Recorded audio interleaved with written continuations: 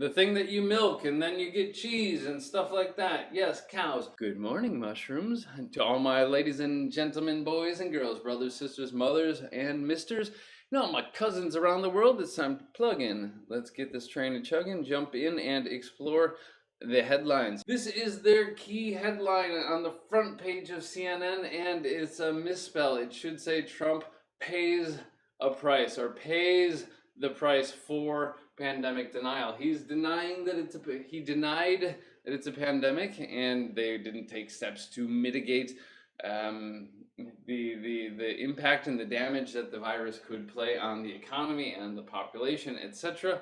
And so now he is paying the price for his denial, for denying that it's true.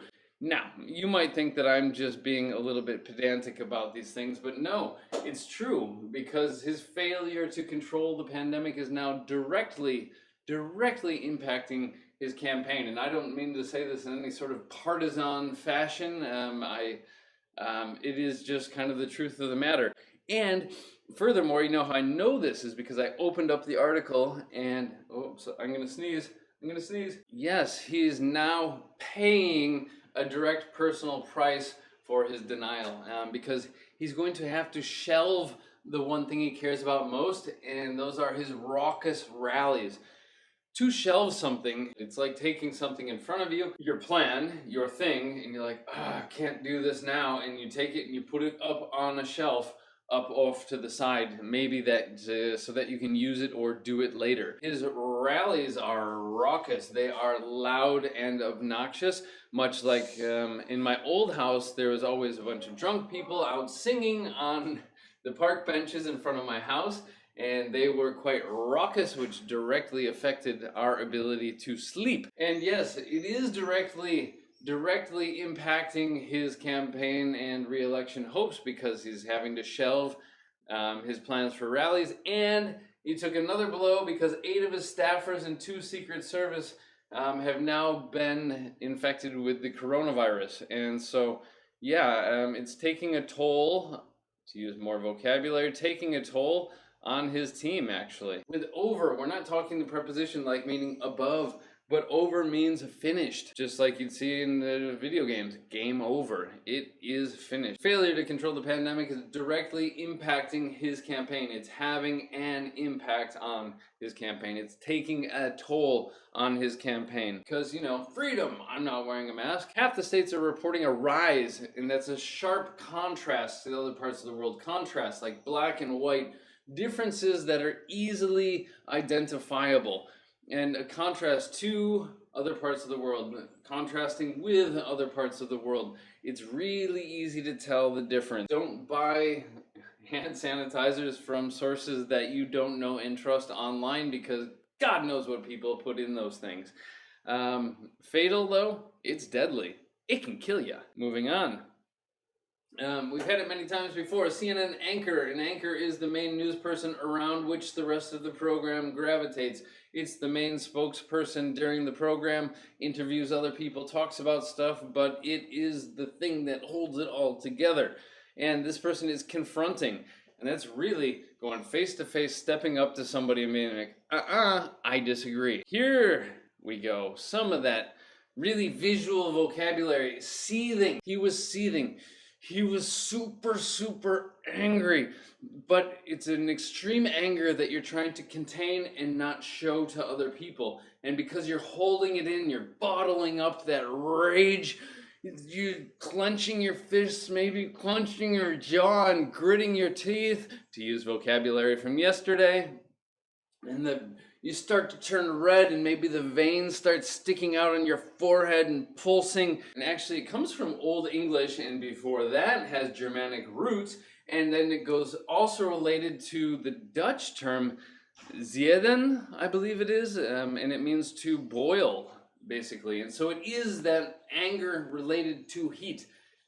And so it's bubbling and boiling, but it's contained within you. Yeah, like you see in the cartoons, in animation, when like the father of Dennis the Menace or somebody gets really angry and they start to turn red, and then they start steaming, actually. And so that ties into a synonym for this, and that's to be fuming. to fume about something. And it's like you're so hot that you're starting to emit smoke or some other sort of fumes from you because of all of the heat from the rage. But also, you could say like a public pool, when it's really full on a hot summer day, it's seething because it's like the idea of all the people moving around, and it has that visual element like a pot on a running boil with all the bubbles moving around. So yeah, it's this is the kind of stuff that I love talking about because it is that super visual vocabulary. Yeah. Moving on. Pompeo, lag again today, urges China to persistently persuade. Come on, do it, do it, do it, do it, do it, do it. It urges China to release 2 detained Canadians after groundless charges. Now, to detain somebody is to hold them and keep them from doing what they want to do in an official place, usually a police station, or as we'll see below, a camp or some other sort of place. And so to be detained, I wouldn't say that I was detained by one of my friends trying to go somewhere. It's usually by some person of authority in a place of authority. And so they have been, who knows if they're arrested, but they are in custody of Chinese officials after what Pompeo calls groundless charges. And of course, the less means without, and it's without ground. And so groundless or baseless, it has no foundation. And so it's based on just their opinion as opposed to having an actual reason. Trump says that protesters who defaced the church could face 10 years in prison. Again, we've got defaced and then face. One, facing charges, facing a prison term. But to deface a church or to deface a building typically means just to vandalize it, and usually in some sort of form of protest or showing your disagreement through the form of graffiti. Moving on. Another meaning of charge here. I love it when the headlines work together like this.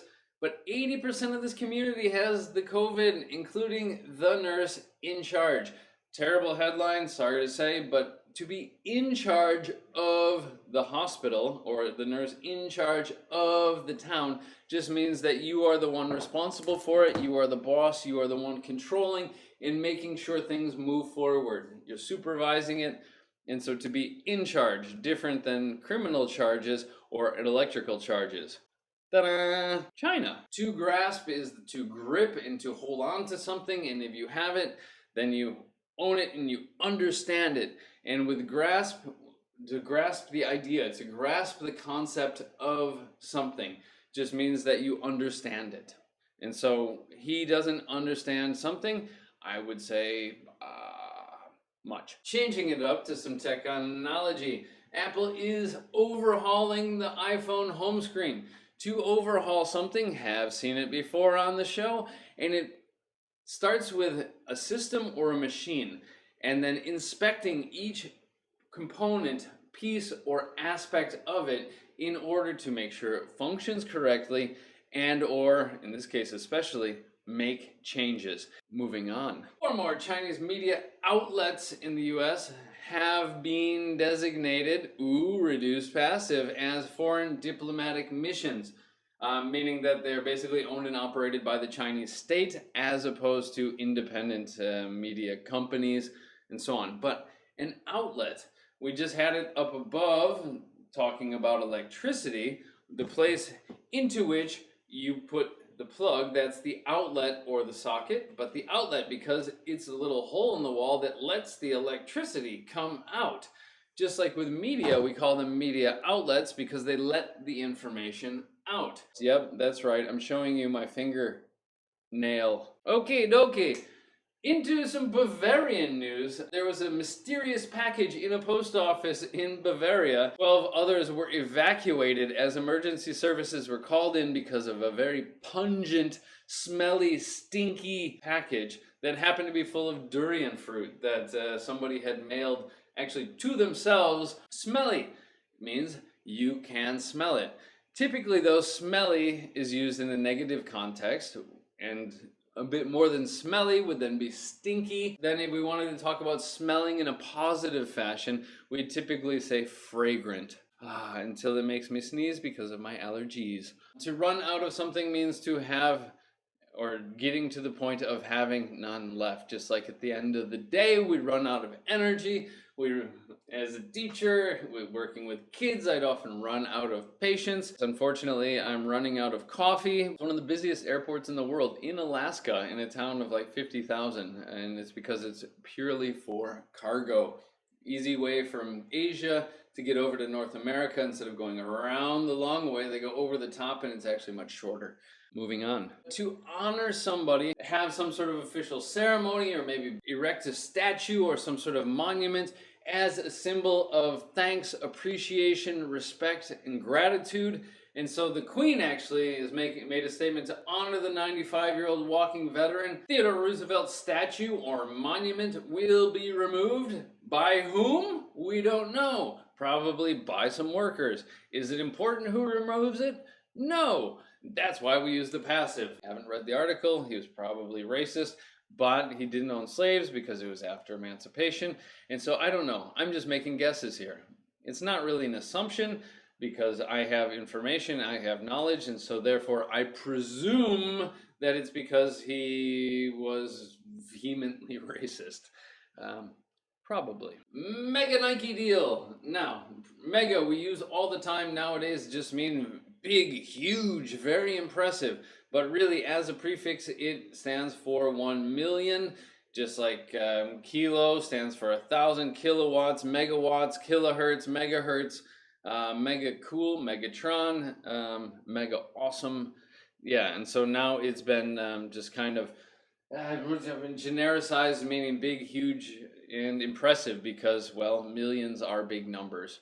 And that's why it's funny, the lottery in the US, the Mega Millions, and so it's the millions. Moving on. Point being, nostalgia as an abstract concept, nostalgic as an adjective, and it's this thinking about the past, and then the feeling, which is a mixture of pleasure and happiness with a bit of sadness, because whatever it was in the past is now gone. Maple story? Don't know. Is it about syrup? Let me know. The Bolton book oozes with contempt, and that's just, such a good word. Ooze. To ooze. Ooze is like the flow of a liquid, the way that a very thick liquid moves. And so if you have a bottle of water and it leaks, the water just kind of comes out. But if that water were, instead of water, it was full of some gel, or like toothpaste, it would just kind of ooze out slowly. But in this case, obviously, we're not talking about viscous, thick liquids, and the way that they move, they don't flow, they ooze.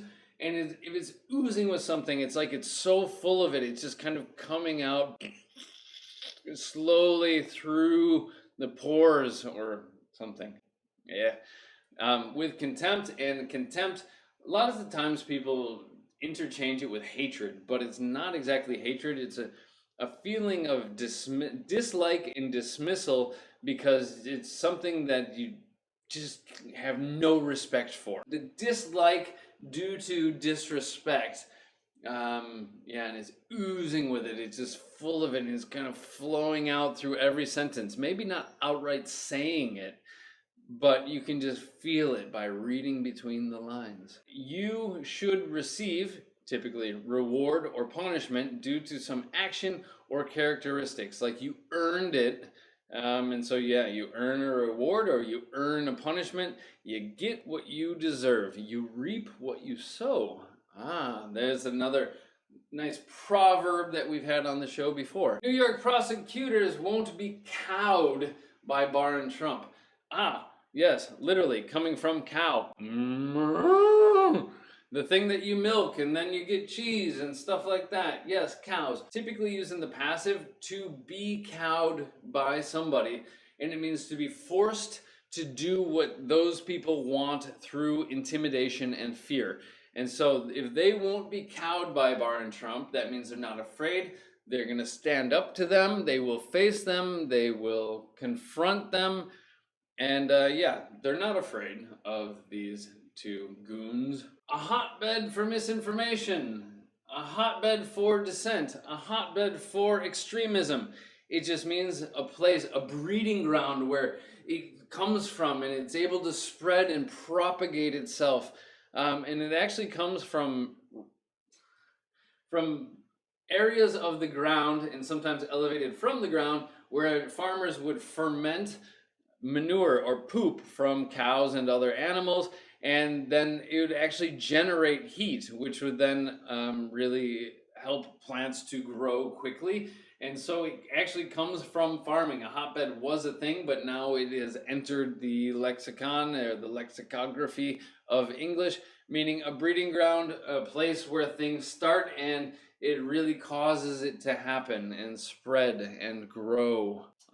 But yeah, usually we use it for something bad, and that's probably because it comes from manure or poop. Just a simple one: will take place, will be held as a passive, will happen later than usual. And last but not least, we've had it on the show before: wacky, weird, eccentric, quirky, etc. And yeah, Ja Rule, who is kind of famous for taking himself a little too seriously, doing a wacky low-budget commercial. It's weird, but in a silly, eccentric, or quirky sort of way. Yeah, that's that.